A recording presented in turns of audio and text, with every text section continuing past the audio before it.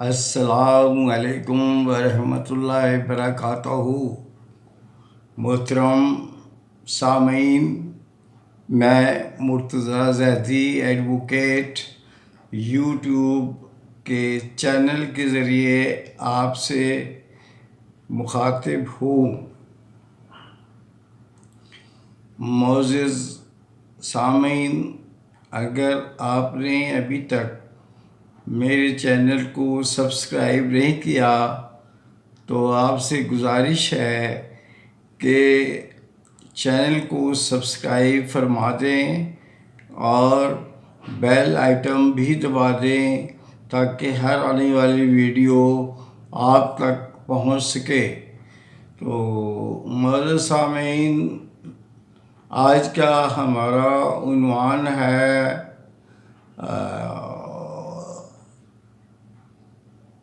Order 37 role 2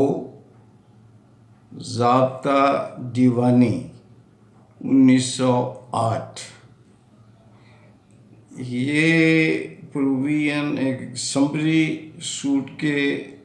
لیے ہے اور یہ اس کی جو شروع میں اس کی سماعت ہوتی تھی، ایک تو یہ ہے کہ یہ پہلے میں آپ کو یہ بتا دوں کہ یہ متعلقہ ہے کہ جو چیک ڈس آنر ہو جاتے ہیں یا پرومسری نوٹ جو ہیں وہ ڈس آنر ہو جاتے ہیں، یا اور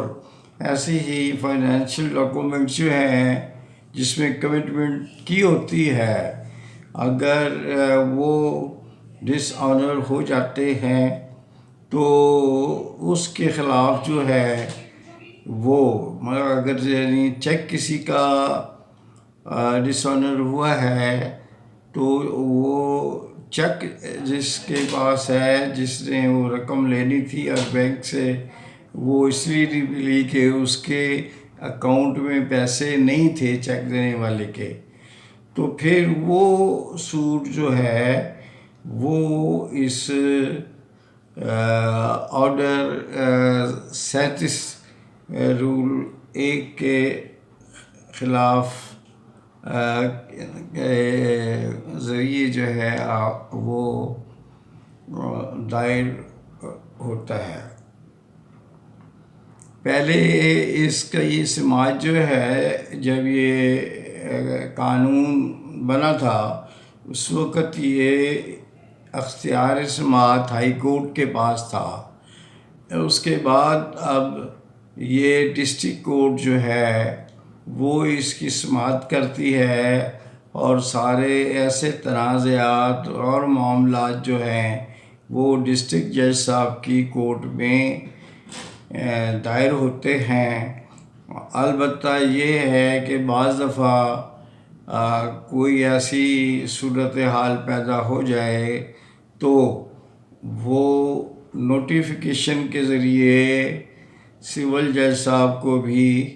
اختیار دیا جاتا ہے۔ آرڈر 37 رول 3 اس کے تحت جو ہے یہ سوٹ دائر ہوتا ہے اور ایسے تنازعات کا فیصلہ کیا جاتا ہے جیسے کہ بل آف ایکسچینج ہے، اور اس کو ہم سی پی سی میں جو یہ چیپٹر ہے یہ نیگوشیٹ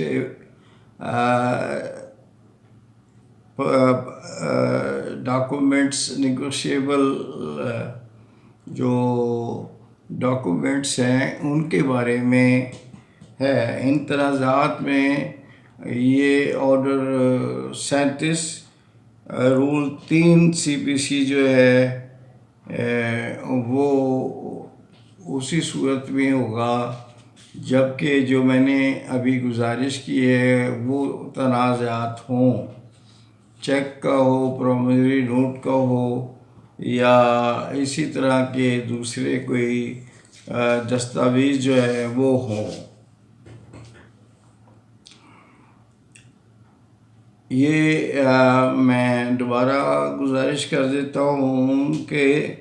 یہ آرڈر مدعا علیہ جو ہے اس میں بطور قانونی حقدار نہیں ہے، یعنی اس کا لازمی یہ حق نہیں بنتا کہ وہ ایز اے ڈیفینڈنٹ اس میں آئے اور آ کر جواب جمع کرائے۔ اس میں جو ہے جب سمن جاری ہو جاتے ہیں کورٹ سے، یعنی فرض کیا کہ کسی ایک شخص کا چیک جو ہے وہ ڈس آنر ہو گیا ہے اس وجہ سے کہ اس نے جو چیک دیا تھا وہ بینک سے کیش نہیں ہوا اور اس کے اکاؤنٹ میں اس وقت پیسے نہیں تھے، تو وہ جب سوٹ دائر کرے گا تو جو اس میں ڈیفینڈنٹ ہے وہ یعنی جو سول سوٹ میں ڈیفینڈنٹ ہوتا ہے اس کی وہ حیثیت نہیں ہوتی، اس کو صرف سمن ہوتے ہیں، اور جب وہ سمن ہو جائیں تو اس کے لیے اگر وہ چاہے یہ یعنی اپنا حق کے دفاع استعمال کرنے کے لیے 10 دن کے اندر اندر اس کو ایک درخواست عدالت میں گزارنی ہوتی ہے، جس میں کہ وہ تفصیل کے ساتھ اور مفصل اور مدلل طریقے سے ایک بیان حلفی بھی دائر کرتا ہے اور عدالت سے اس بات کی اجازت طلب کرتا ہے کہ مجھے اپنے دفاع میں کیس کی پیروی کرنے کا حق دیا جائے۔ اب یہ کورٹ کی ثواب دید ہے کہ وہ اس ایفیڈیوٹ اور اس کی درخواست کو مدنظر رکھتے ہوئے اس کو ہم کہتے ہیں لیو ٹو ڈیفینڈ، وہ یعنی دفاع کا حق اس کو دے یا کورٹ انکار بھی کر سکتی ہے، دونوں ہی صورتیں ہو سکتی ہے۔ اس میں جو ایک اور قانونی نکتہ ہے وہ یہ ہے کہ اگر چیک دینے والا کراس کر دے تو پھر وہ اس پروویژن سے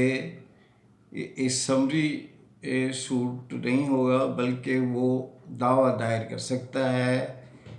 سول کورٹ میں، اگر یعنی سوٹ جو ہے چیک جو دیا جا رہا ہے وہ کراس اگر کر دے تو۔ اور اس نکتے کو جو ہے وہ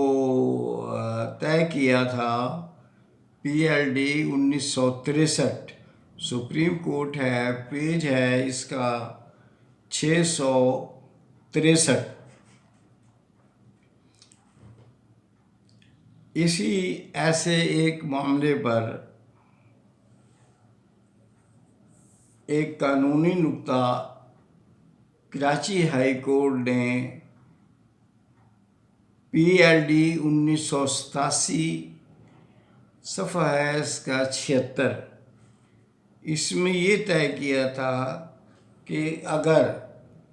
پرو نوٹ دو پارٹیوں کے درمیان لکھا جاتا ہے اور اگر اس میں رقم کا اندراج نہ بھی ہو تب بھی وہ جو ہے وہ اسی آرڈر 37 کے زمرے میں آئے گا اور وہ اس میں سمری سوٹ کی کورٹ میں ہی اپنا کیس دائر کر سکتا ہے۔ ایک اور ضروری جو قانونی نکتہ ہے وہ یہ ہے کہ اگر اس کی لیو ٹو ڈیفینڈ یعنی وہ کیس اپنا دفاع کرنے کی جو اس نے درخواست دی ہے اگر وہ خارج ہو جائے تب بھی اس میں سپریم کورٹ نے یہ کہا ہے کہ عدالت اگر اس کو لیو ٹو ڈیفینڈ کی درخواست کو خارج بھی کر دے تو فوری طور پر وہ کیس کو ڈگری نہیں کیا جا سکتا جب تک کہ وہ پلینٹف یعنی جس نے دعویٰ دائر کیا ہے اس کو، کیونکہ اس میں اس جو لیو ٹو ڈیفینڈ کی درخواست تھی وہ تو خارج ہو گئی نا، تو اس لیے یہ بھی پابندی ہے کورٹ پر کہ پھر وہ جو جس نے دعویٰ دائر کیا ہے جس فریق نے، اس کی جو شہادت ہے وہ ریکارڈ کرنا بہت ضروری ہے، اور یہ انصاف کے اصولوں کے مطابق ہے۔ یہ بھی جو ہے آپ کو case law PLD 1995 supreme court ہے، اور اس کا صفحہ ہے 362۔ تو محترم سامعین، آج کے لیے اتنا ہی کافی ہے۔ انشاءاللہ اگلے ویلاگ میں مزید قانونی نکات لے کر حاضر خدمت ہوں گا۔ اللہ تعالیٰ آپ کو اور آپ کے خاندان کو، سب کو، احباب کو اپنے حفظ و امان میں رکھے۔ اللہ حافظ۔